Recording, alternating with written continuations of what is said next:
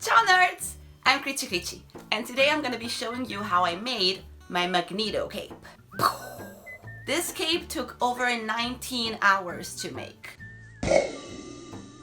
19. And this is not only because I'm slow and I have 2 jobs, but because it's freaking huge. 19. There's more than 10 yards of fabric in there. I affectionately refer to it as the beast. I chose to use Yaya's Ultrapreme fabric that I got at Joann's because 1, I wanted to work with it, and 2, there's no 2.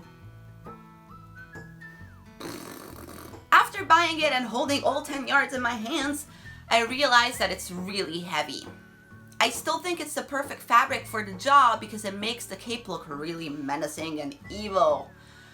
But it does also make it really heavy and hard to wear. Be ready because there's a ton of time lapse in this video because this shit took forever. Remember, if I can do it, you can do it. And now, let's see what I made.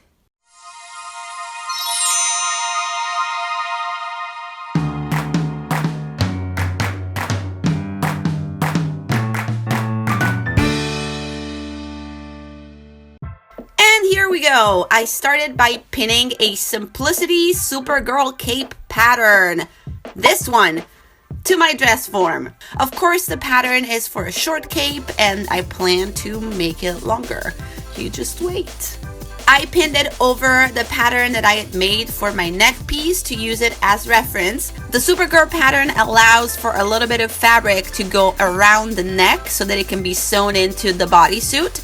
But for me, I wanted the cape to stop at the shoulders, so I'm making the little flap of paper disappear under the pattern that I had made for the neck piece. I then went on to sew together 2 huge pieces of Pellon, which is what I use to make my own patterns. I wanted to make a whole pattern for this cape, which, if you stick around, you'll see what happened. And here it is. It looks like queen-size bed sheets.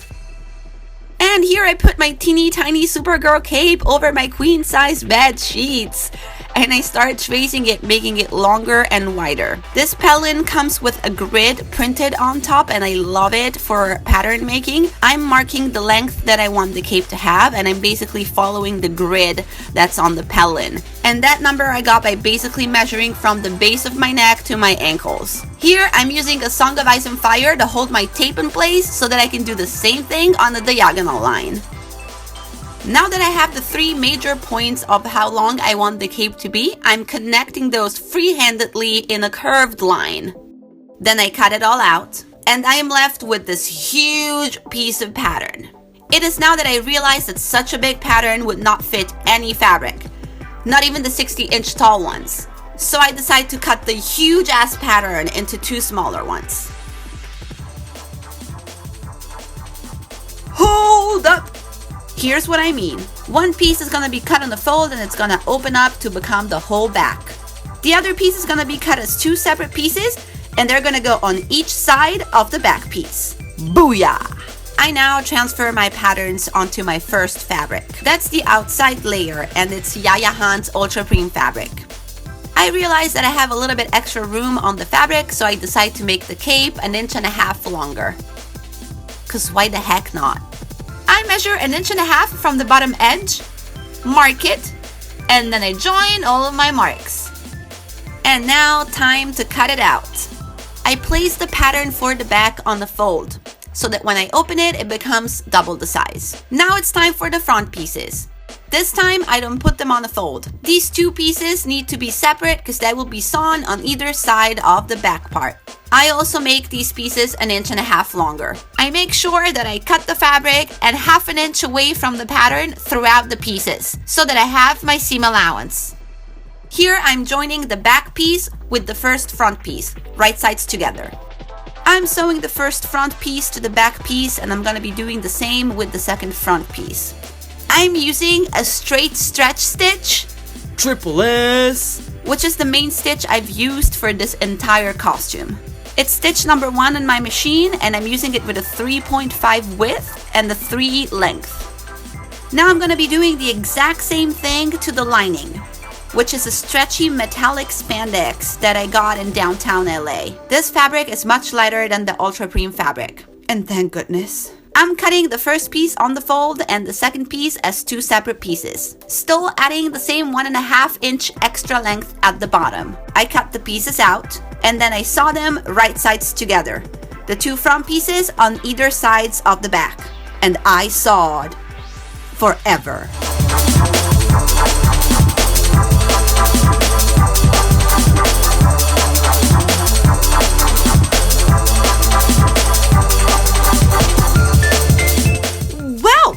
Once I have the 2 main blocks, one for the outside and one for the lining, it's time to put those 2 together.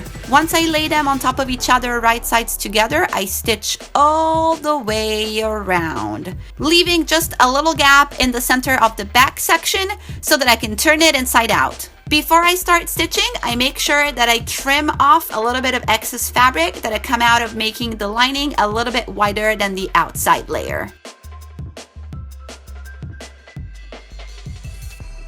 Now I turn it inside out and I start pressing the seams. To help with the extra thickness of the fabric, I use pins to hold the seam in place. And then once it's all laid down, I top stitch it like there's no tomorrow. I'm using the same triple S stitch, and I'm going all the way around, including the little gap that I'd left open, and I close it up. In closing up the gap, a little bit of fabric had slipped out of my stitches, so I had to go over it again. It looks a little bit messy, but it does the job. And also, the neck piece is gonna lay over it so no one will ever see it. And now it's time to make Magneto's signature evil pleats. I'm starting by sort of eyeballing how wide I want the pleats to be. I basically fold the fabric 3 times over the length of shoulder that I have and see what I get. As you can see, this fabric is not always easy to pin. But quitters can be winners. Much better, Private Cricci. Sure enough, I wasn't satisfied at the first try, so I folded and tried it on and taken apart and folded again and try on again and take apart again until I found what I needed. I ended up deciding that I needed 3 pleats that were 1 inch wide. Then I take the tape to the shoulder and I measure how long I want the pleats to be. In this case, I go for 4 inches. Now I start making the pleats for reals. I make the first fold and pin that in place. I fold it over and check that it's even. Then I find my 4-inch mark for length. I mark that, and then I mark the entire line that I want to sew over, which is basically where I've put my pins. Now I saw over that line and I stop at my 4-inch mark. Now I do it all over again for my second pleat. I fold, I pin, I mark, and I sew over the line. For the third and final pleat, because the cape is a little slanted in the front, I'm not going to be sewing all the way to my 4-inch mark, but instead I'm going to stop at 2 inches. This way, the very front of the cape is going to be let free to drape. Like so. Now that we've sewn the 3 pleats individually, we gotta sew them together. Otherwise, it looks like this hot mess. I simply pin them flat and then I triple S stitch over a straight line. And now that I have this humongous cram of fabric, how am I gonna wear it, you ask? But why? Big shout out to my coworker and friend, costume designer extraordinaire at Game Shakers, who also happened to have worked on a few little movies known as the X-Men movies, who suggested I use this method to hoist the cape up. I used a thick elastic and I lined it with the top edge of the cape. It was gonna wind around under my armpits and snap closed in the back like a bra. The first way I tried it wasn't sitting so well on my shoulders, so I had to repin the edges of it. Because the cape is a little slanted in the front, I had to move the elastic a little bit at an angle.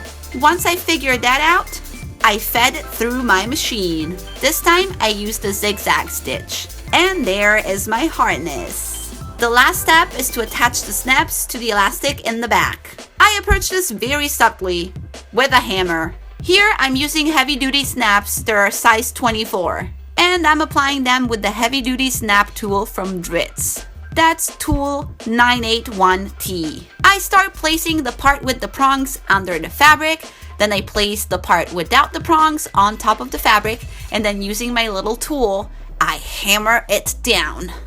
And there it is, my little cape that hurts my back within 2 hours of wearing it, but makes me feel like the boss. Leave a comment if you attempt making something similar or if you have any notes or questions. Hit the thumb up if you like this video and subscribe for more gender bent evil old dudes. Happy cosplay!